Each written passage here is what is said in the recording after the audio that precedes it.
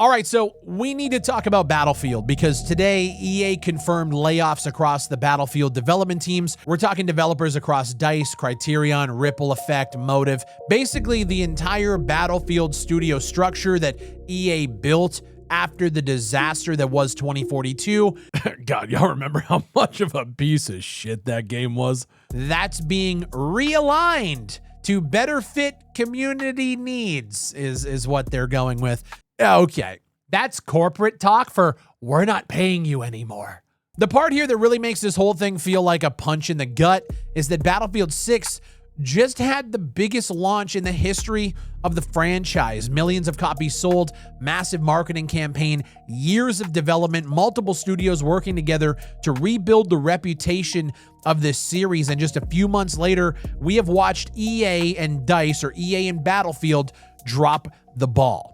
But if you've been following the gaming industry for any amount of time, you already know the official corporate explanations for stuff like this are total bullshit. They say that they're adjusting these teams to better support the Battlefield community moving forward, all at a time where everybody is asking for more content and use all of the resources. And the examples that they give for why they can't give us more maps is because they don't have the resources while they're simultaneously laying people off. Before we jump into this conversation, leave a like on the video and subscribe down below. I want to talk about why this situation isn't unique to Battlefield. AAA development runs on this weird expansion and contraction cycle. So during full production on a big game, studios scale up massively. They'll hire additional developers, they'll bring in support studios, they'll pull teams from other projects just to focus on getting a game out the door. Sometimes hundreds of additional people get brought in just to get that game across the finish line, and then it launches, and then suddenly the amount of work needed to go in, sustainability mode drops dramatically. Even outside of EA, we've seen entire waves of layoffs hit the industry over the past few years as projects finish or they get canceled or studios need to restructure. So when something like this happens with Battlefield, it's not necessarily a completely unheard of situation. The industry has been operating this way for decades. AAA development is fucking brutal.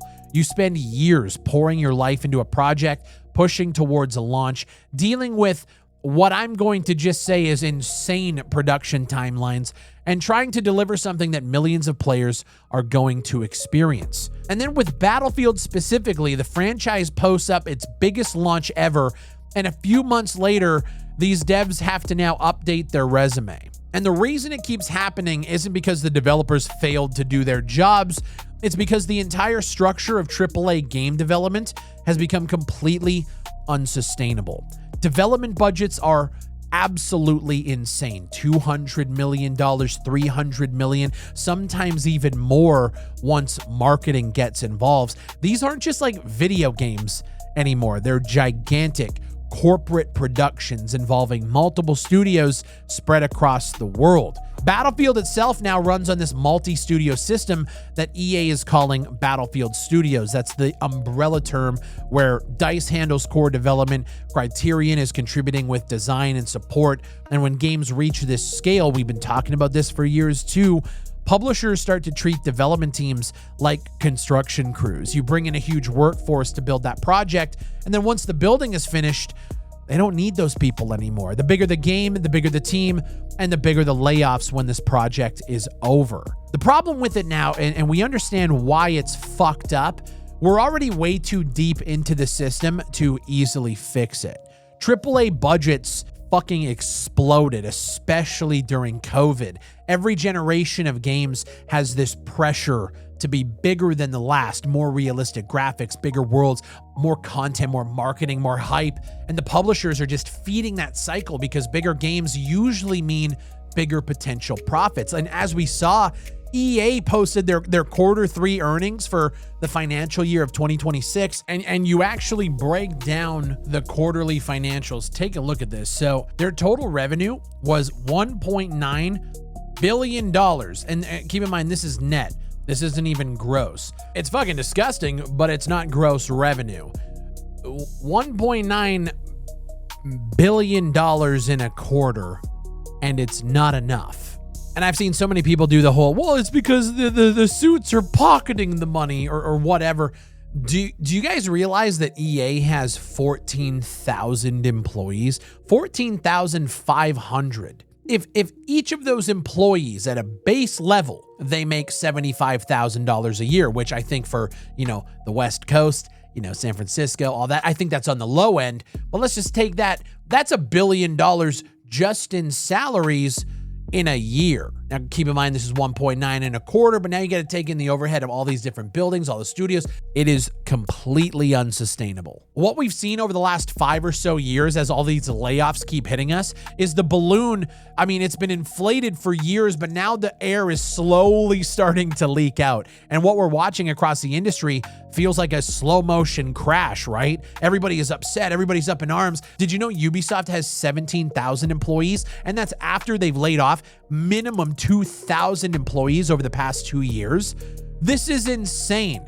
It's the reason why projects are consistently getting greenlit and then canceled. Studios are shutting down or being realigned. Development timelines are getting longer and longer because you're dealing with all of the pressure of having to fucking one-up the years previous. Things have to get bigger. And the people who end up taking the major hits are usually the developers, which is why I think everybody is up in arms over Battlefield. And then when we talk about specifically Battlefield, EA created this Battlefield studio structure to avoid another 2042 situation.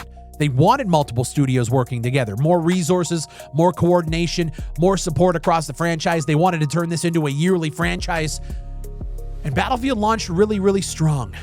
It was the biggest launch the series has ever had. So when layoffs hit the team behind that success, a lot of people are now starting to ask questions about the long-term stability of these huge development structures. Guys, I've been saying it for years. We are heading towards a brick wall at 250 miles per hour, and we're watching it happen now. Because if a successful launch, literally the most successful launch of 2025, if that leads to you losing your job, there's no stability. Then the problem that we're having now is we can talk about these issues. We can talk about the uncomfortable truth that there is no sustainability in this market, but the industry is just going to keep marching forward with bigger budgets, bigger teams, and bigger expectations. At this point, I don't even know why layoffs in the gaming industry even shock people anymore. We see them constantly. Everybody loses their shit, and then we just keep trucking. When the business side of the industry got so massive, so expensive, so corporate that people actually making the games become the easiest thing to cut when things go wrong, or in this case, even when things go right, man, we're looking at a pretty bleak future. And even though I'm not advocating for people losing their jobs, I do think that this is going to happen more and more as time goes on. What I personally don't like is the corpo speak of, well, we're just aligning it to better align with what the community wants or better suit our community. Go fuck yourself. You guys are trying to save money. The bottom line matters with these corporate structures more than anything else. And that's what we've been talking about for years now. Everybody says like, well, maybe if the microtransactions were better and maybe if the game was more popular or maybe it had more content. Guys, refer back to this chart and realize that live service and other was 66% of that 1.9 billion total net revenue. The full game was only $600 million, which I say only when we're talking about these massive projects. Understand that live service is here to stay because it literally doubled the revenue of all of their titles in the last 3 months, mainly Battlefield. EA didn't have any other major releases, but look at these numbers. The battle passes, the skins, all of that, it is a necessity because if they didn't have those things, they would be fucked. Like they would be so fucked. Nothing you say matters. Nothing you do matters. Even when you buy games and back them and support them, and people are still going to get laid off because they have to. Because sustaining 14,500 employees is unsustainable. Ubisoft with 17,000 is unsustainable. And the thing is when I make a video saying Battlefield is dying, they've lost 90% of their player base, I got a lot of flack for that video. The truth of the matter is, this is exactly what we're talking about. No amount of success is going to be good enough for these massive corporations and these massive budgets. It's impossible to do so. Battlefield themselves wanted 100 million people playing the game. And guess what? Let's say they got it. They didn't, but let's say they did. Do you think these people would still be laid off? I do. And honestly, like, I'm not surprised. I'm not even advocating. I'm not even mad. It just is what it is. No amount of virtue signaling on Twitter. Oh, poor woe is me. Nothing's going to change. And to be honest, it's not even the developers' faults, but the layoffs need to happen. I've said this in multiple videos. People don't like when I say it. These budgets, these teams, these games have gotten so massive that it's unsustainable. So in order to counter correct, unfortunately, people need to lose their jobs. It has nothing to do with their talent. It has nothing to do with who they are. It has nothing to do with any of that. It's simply a cause and effect of having our hobby, this gaming thing that used to be, made fun of because you'd sit in your mom's basement and play games. Now it's recognized and loved globally by billions of people. There's no stopping it, but of course the market is eventually going to counter correct. And I just think things have gotten so massive and so ballooned that you're going to eventually start seeing like AAA developers invest in smaller scale projects. This is one thing that I've been wanting to see for a long time. We don't always need the flashy, crazy, realistic graphics, over the top shit. I want to see Ubisoft, for example, invest in a new platforming Rayman game. A game with overhead that won't be $200, $300 million, but instead would be developed by a smaller team with a smaller budget, with a more realistic scope, and they could see success. The problem is they tried to do that with the Prince of Persia, The Lost Crown, a couple of years ago. Do you guys remember that game? It sold 1.3 million units in its first year. It generated like $15 million in revenue first year. They shut the studio down because it didn't hit sales expectations. There's no changing what's happening. So I guess the point of this video is don't be surprised when it happens, and don't virtue signal on Twitter about it, because we're in it now. We're watching the car crash happen. And every time I took a chance to point it out over the last few years, we've grown this community, but with that has been a lot of backlash. People saying that we're negative, we're toxic, all we do is talk negatively about games. No, it's because we want this to be different, because we actually like developers. We like games. We like sustainable business models so that people can continue making fucking games. When I read articles from Variety saying that 1/3 of the US video game industry workers were laid off over the last 2 years, something eventually needs to give. And I don't know what that's going to be, so I'm just simply a bystander looking at data and going, I don't know if this one's gonna work. And then a game studio shuts down 45 days after launch. And that's our fault. As always, my name is Big Fry. I appreciate you guys watching. If you agree with me, if you don't, leave a comment down below with your thoughts. I want to know what you think about the Battlefield situation, the AAA space in general, and everything in between. While you're down there, leave a like on the video, subscribe for more FPS and gaming industry analysis.